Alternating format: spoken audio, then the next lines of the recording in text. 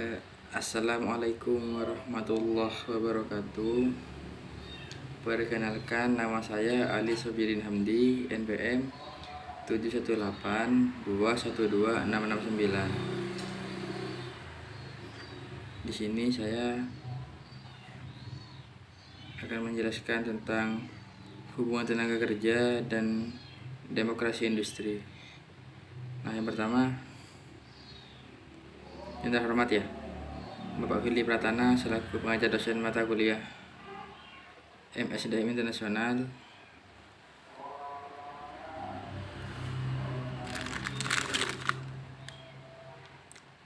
Langsung saja ya.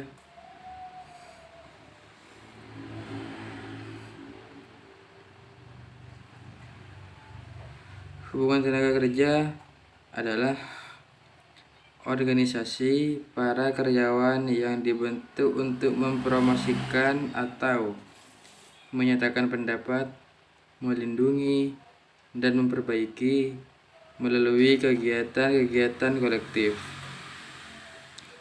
kepentingan sosial, ekonomi, dan politik para anggotanya.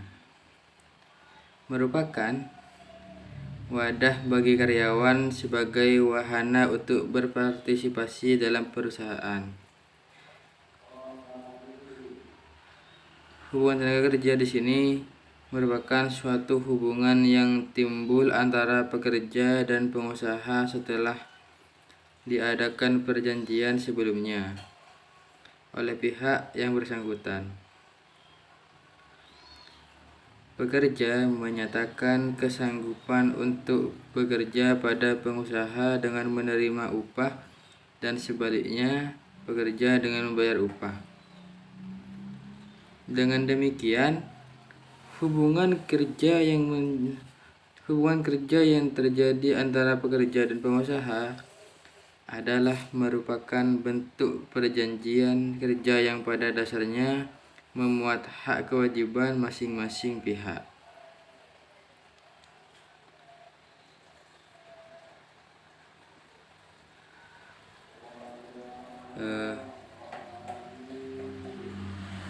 Hubungan tenaga kerja di sini juga bisa diartikan sebagai interaksi sosial, yang bagaimana di setiap organisasi kan harus ada interaksi komunikasi. Agar apa? Agar perusahaan atau organisasi itu bisa mencapai tujuan yang akan dituju. Jadi hubungan ini sangat penting karena demi kemajuan organisasi atau perusahaan, teman-teman.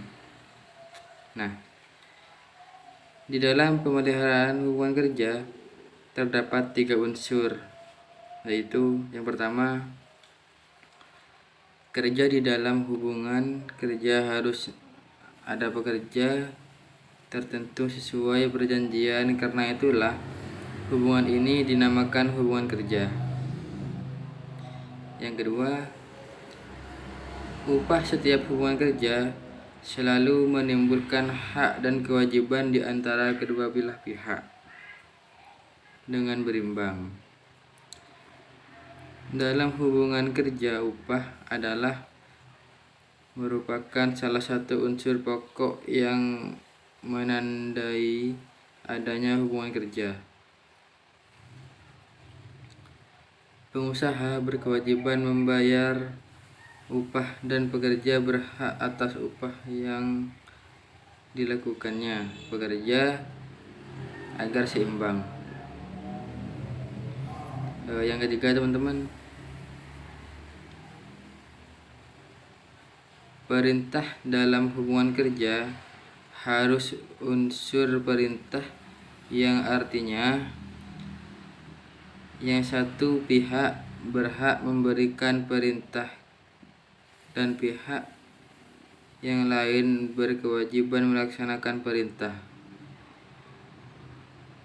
Dalam hal ini, pengusaha berhak memberikan perintah kepada pekerja atau karyawan, dan karyawan berhak kewajiban menaati perintah tersebut. Contohnya gini, ketika atasan itu merintah, misal bagian administrasi, kamu harus bertanggung jawab atas gimana gitu ya. Dan di sini ada tujuan pemeliharaan hubungan kerja. Menurut saya teman-teman ada 5. Yang pertama, untuk meningkatkan produktivitas kerja karyawan. Artinya agar karyawan itu lebih semangat lagi untuk giat bekerja ke depannya, teman-teman. Yang kedua, meningkatkan disiplin dan menurunkan absensi karyawan. Maksudnya gini, ketika ada hubungan kerja, ada perjanjian, maka karyawan itu akan disiplin, teman-teman. Tidak akan telat kerja, akan disiplin tepat waktu.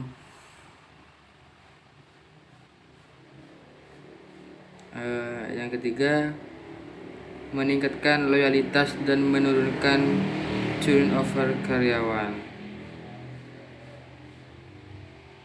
Yang keempat, memberikan ketenangan, keamanan, dan kesehatan karyawan.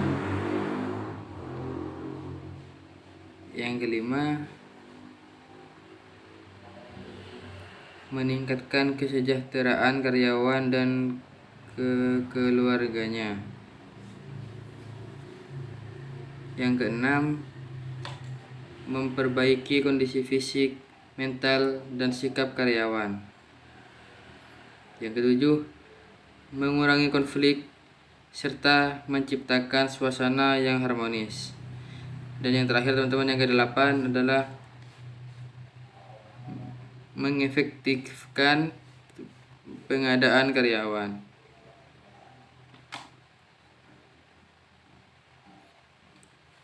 Lanjut ke yang kedua, demokrasi industri,